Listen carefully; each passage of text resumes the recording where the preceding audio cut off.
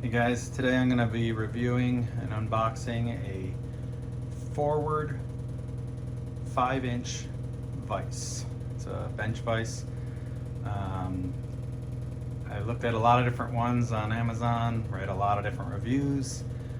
It's become hard to trust reviews because a lot of times they're paid, compensated, etc. But I went with the slightly more expensive ones than some of the others. Forward seems to be one of the higher end ones, still made in China, as you can see right in the box, but hopefully one of the higher quality made in China ones. So I've already broken the seal on it. I haven't taken it out yet. Let's see what we got here. All right, so I went with this one for a few different reasons. Yes, the reviews were mostly positive. A couple other things that had these things here on both sides instead of just one side.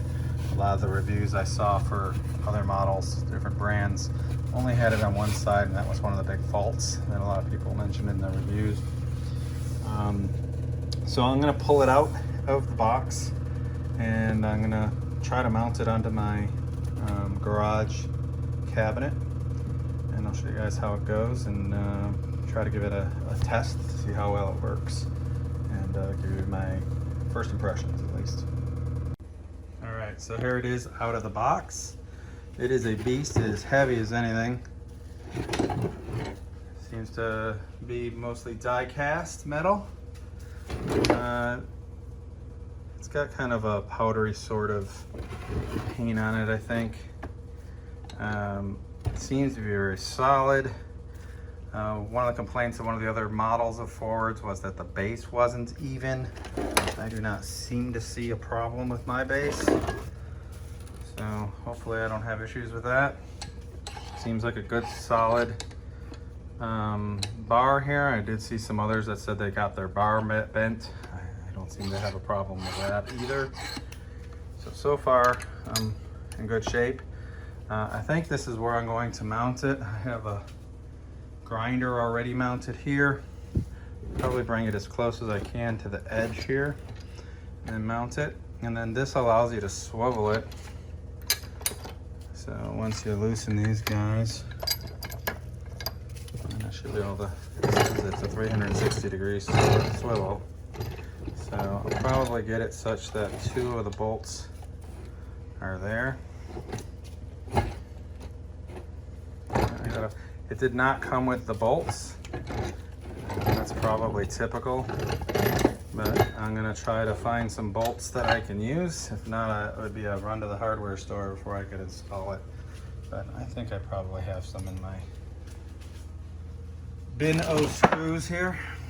So I'm gonna fish through some and see what I can find, and I'll come back and show you guys what I'm doing. Okay, so I was able to find two this size, and I had found two that size. I would have liked three of the same because that's what this needs. 1, 2, 3. But they are the same thickness. It's just this one's a little longer. The bottom is a bigger nut, but they use the same actual nuts, same washers. So I think I'll be all right. Basically, I'll do the two shorter ones in the front here, and I'll do the one longer one off the back. I'll probably put it more like that.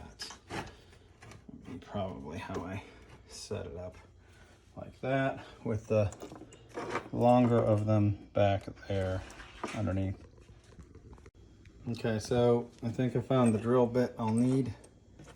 I don't know the exact size of either the screw or the drill bit, but that's pretty close.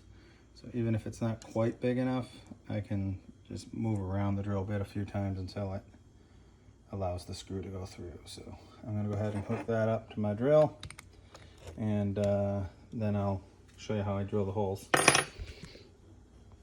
All right, so I've swiveled it, I have the brackets loosened. I'm going to go ahead and use the edge as my guide, edge of the bench here, cabinet, and I'm going to basically mark those where I want them. I could use a marker, I could use a screwdriver. I'm just going to go ahead and hit a screwdriver like that, and I'm going to just hit a hammer on each one so that I know exactly where all three of them need to go. Then I'll move the drill, drill the holes, and then put the screws through. So I'll do that and show you. Okay, so I got my holes drilled. I made sure my screws fit in them. I had to move the drill bit around a bit to make them so that the screws would fit. So I'm going to want to come in from the bottom on each of these. So since they're tight, I can actually just put them there and they'll stay.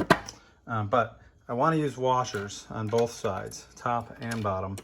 So I'm going to do that. So I'll put it through a washer first and pop it up. And then I'll do the same thing for the other ones.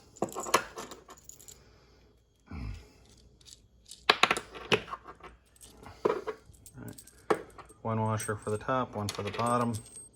All right. Pop it up, it stays.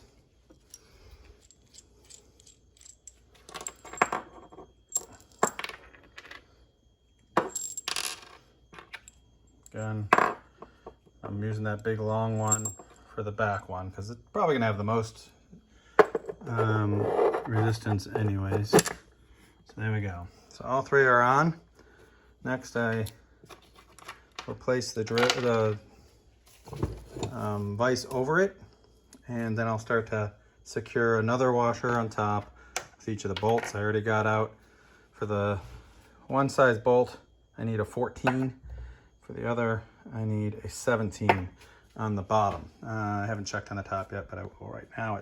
I suspect it's one the same. It's the same as the bottom, or the big ones, 17s. So I'll get started on putting them on, and I'll show it to you when it's done. Okay, so I fastened some vise grips under the bottom just so that it hangs on for me. I'll hold on to this. I'll use my socket wrench, and I will crank it. I need 2 hands to do it, but I'll do that for all 3. And then when it's done, I'll show you how strong it is. Okay, I have all 3 on. I use lock washer or lock nuts. Happen to be what I have, which is good, because that'll help keep them from backing out on their own and falling off. So again, it's a bolt with a washer here as well, and then a lock nut. The last one obviously is a little bit longer, no big deal. I had to use a deep well 17 on that though, because the short one was too short. Couldn't get it all the way in. So I switched to a 17 deep for the back one. The rest, I just used the regular. So they're on really nice. I'll just peel all this plastic off now. And I have myself a really nice vise. Obviously, before you use it, you'll want to lock it in place with these things. So basically just turn them until it starts getting tight. Yeah, that's pretty darn tight.